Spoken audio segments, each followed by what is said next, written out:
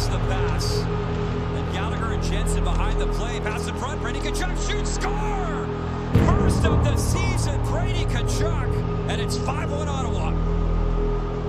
Montreal is facing a troubling pattern this season. Close games slip away, late plays break down, and all signs point back toward the captain. Nick Suzuki now stands inside a spotlight that grows brighter after every loss. The concerns are no longer whispers. They are building into something much harder to ignore. The Montreal Canadiens entered this season expecting forward progress. They wanted stronger results. They wanted steadier leadership. But as the months passed, the team found itself stuck in the same cycle. Games within reach turning into losses, and close moments turning into missed chances. Many analysts began to look at the team's direction, and attention kept settling on Nick Suzuki and his time as captain. That pattern raised more questions each week. Suzuki took the captaincy at a young age. His skill was clear, and his past point totals were strong. But leadership in the NHL demands more than scoring. It requires momentum control. It requires late-game execution. It requires stable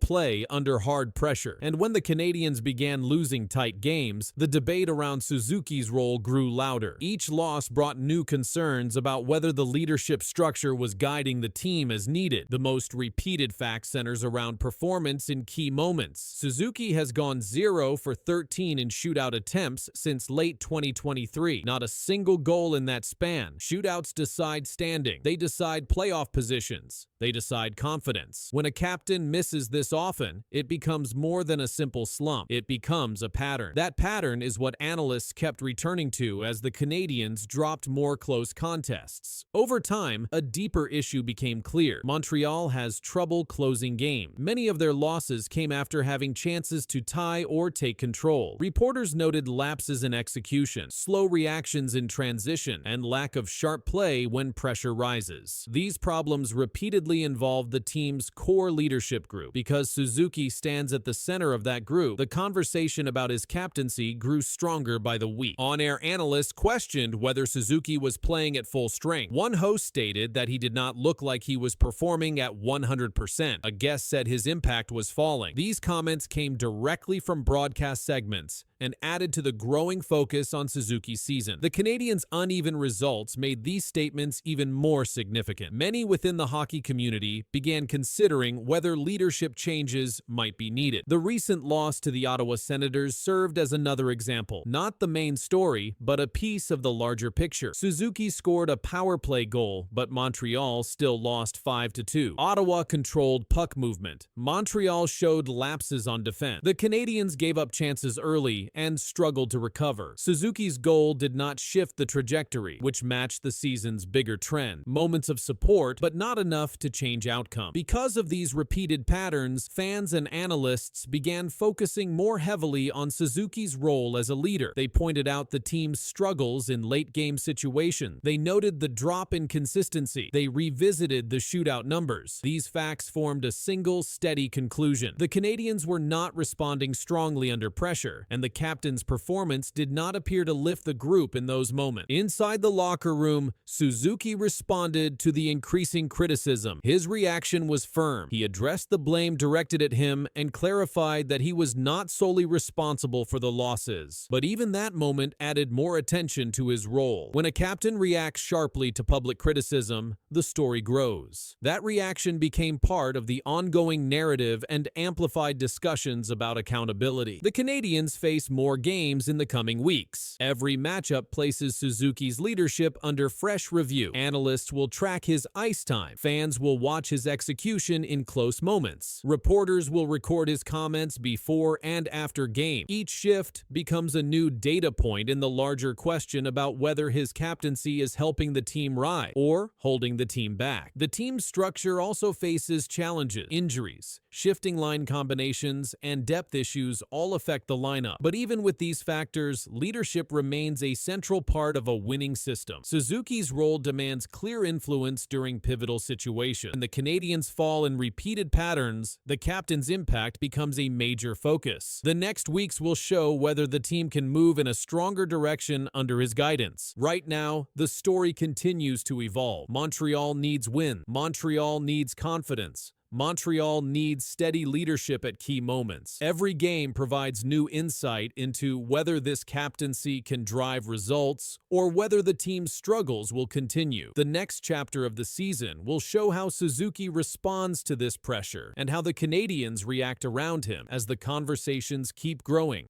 Do we get it perfect? Not necessarily, because sometimes you want matchup, you want the right flow for your players as well.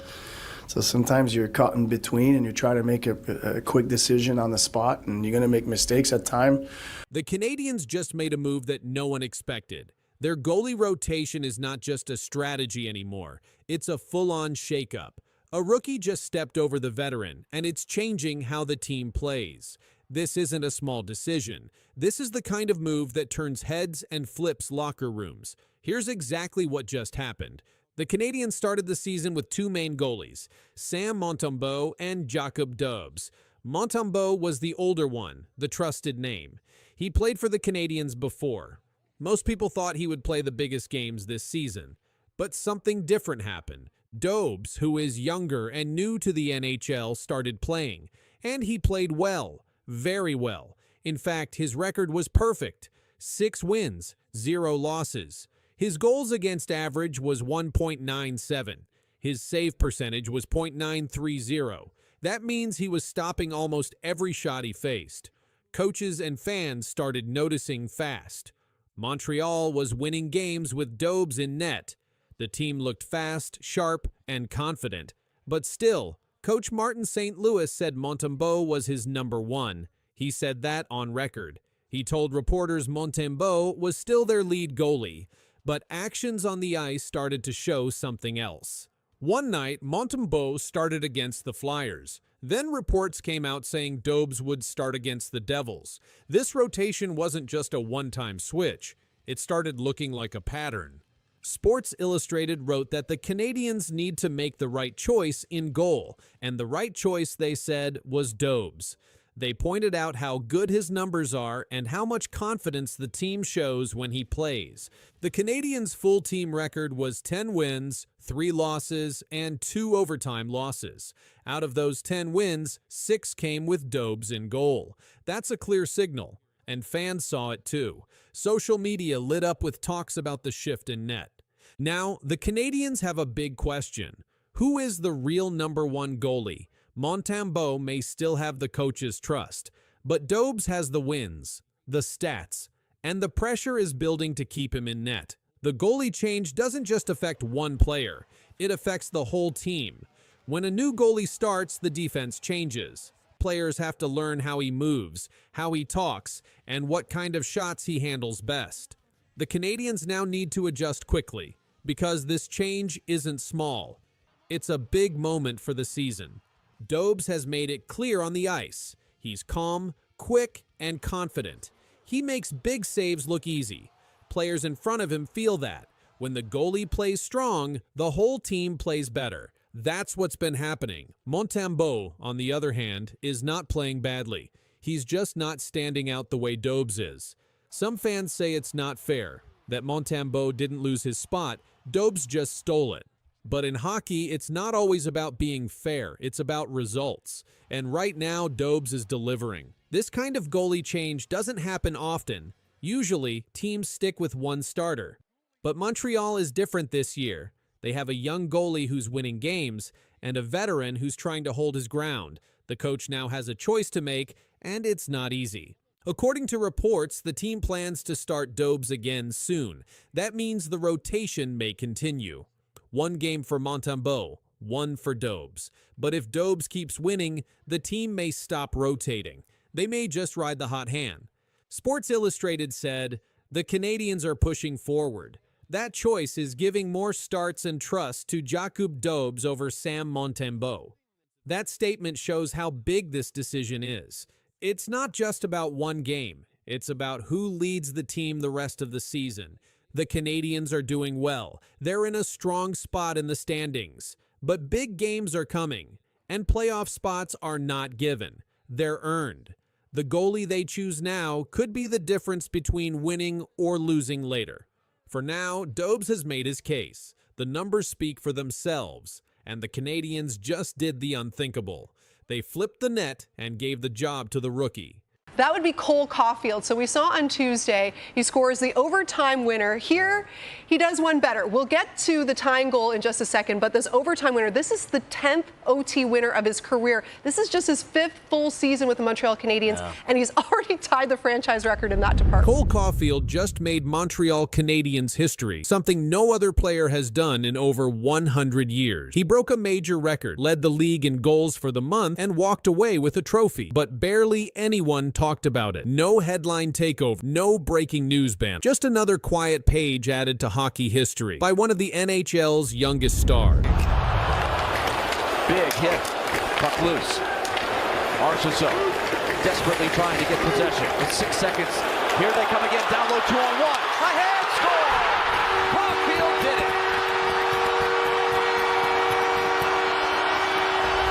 Cole Caufield has broken a franchise record that stood through generations of Canadiens legends. He now holds the all-time record for most overtime goals in Montreal Canadiens history. Not Maurice Richard, not Guy Lafleur, not Jean Béliveau. Caufield. He did it in fewer than 300 games. With his 11th overtime goal, Caufield passed every Canadiens player in the club's century-plus existence. The Canadiens, one of the oldest and most storied teams in the NHL, have existed since 1909, and no player, not even in those dominant dynasty years, recorded as many sudden death winners in the regular season as Caufield has already. What makes this more remarkable is the pace. Caufield has scored 10 overtime goals in just 292 NHL games, a faster pace than most known overtime performers in league history. While the NHL only began officially tracking OT goal stats in the modern era, Caufield's achievement remains a significant standout in a franchise that's had more than its share of Hall of Famers. This wasn't the only highlight of his recent run. While quietly breaking this century-spanning record, Caufield also delivered one of the strongest starts to a season across the entire NHL. He led the Canadiens in goal, tied for the league lead in scoring at one point, and earned the Molson Cup for October, an award given to the team's top performer based on star selections and points. But it barely made noise outside the Habs fanbase. No league-wide celebration, no major network feature, just a quiet line in a game recap. Caufield scores OT winner, and on to the next matchup. That silence stands in sharp contrast to what he's actually accomplishing. The Canadiens are climbing back into contention, and Caufield is the central figure. He's not just scoring, he's deciding games, in regulation and in overtime. He's setting records in a sweater worn by the greatest legends in hockey history, and he's doing it without fanfare. Cole Caufield's overtime goal record may be the biggest story nobody's talking about, but it's not the only thing he's doing right now that should matter. While leading the Canadiens in goal, Caufield also helped power Montreal to one of their best starts in years. The team's 9-3-1 record through October wasn't fueled by flukes. It was built on pressure plays, early leads, and late finishes. Caufield's fingerprints are all over it. He's not just a goal scorer anymore. He's a game closer. Yet despite all this, the spotlight remains elsewhere. Bigger names, bigger markets, or flashier moments steal attention. But Caufield's results remain unmatched in impact, and that's exactly what makes the current silence so strange. 11 overtime goals, a team-leading season start, and a Player of the Month award, and somehow it's still under the radar. Even the Molson Cup announcement barely made headline. In any other Canadian market, a player tying for the NHL lead in goals while winning team MVP honors for the month would flood sports media. But Caufield's milestone was mentioned, then quickly passed over. No feature packages, no long segments. Just a mention and move on. That silence doesn't change the numbers. There's also the consistency. He's producing against top defenses, not just soft matchups. He's scoring game winners. He's registering multi-point nights when his team needs a lift, and he's not relying on one skill set. He's evolving with every shift. His one-timer still draws defenders, but now his skating and positioning are becoming as lethal as his shot. The NHL's oldest franchise just had a record broken that stood longer than most players' entire careers. And the guy who did it, he barely said a word. Just one more goal, one more win, one more chapter in a story nobody expected and few are talking about. But the record is real. The numbers are official, and Cole Caufield's name is now written where no one else's ever was. Pierre LeBrun and Darren Dreger, usually guys it takes a month or two before we get into the trade rumors of good players on struggling teams coveted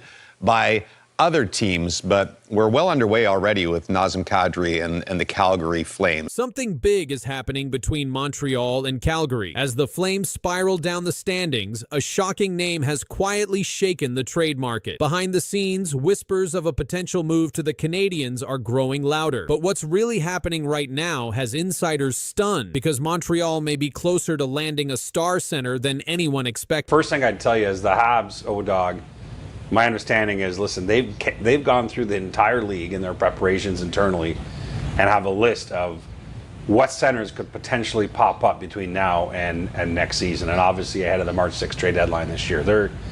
You name a name, and it's come up internally with the Montreal Canadiens. And yes, Nazem Kadri is one of those names. I think the Habs would have interest in him. Nazem Kadri's name has become one of the most active in NHL trade circle. The Calgary Flames sit at 2-8 and 1-11 game, their worst start in years. Kadri leads the team with 8 points in those contests and is now just 4 games away from reaching the 1,000 game milestone in his NHL career. Despite his performance, the growing instability inside Calgary has sparked league-wide trade speculation. According to multiple reports, the Montreal Canadiens are one of several teams exploring center options. TSN insiders Pierre LeBrun and Darren Dreger confirmed that Montreal continues to search for a true second-line center to strengthen their roster. LeBrun noted that if Calgary ever decides to move Kadri, the Canadiens would be a logical fit. However, both analysts emphasized that the Flames are nowhere close to making that decision. Kadri's contract remains a significant fact. He is signed through 2029 with a $7 million cap hit. Originally protected by a full no-move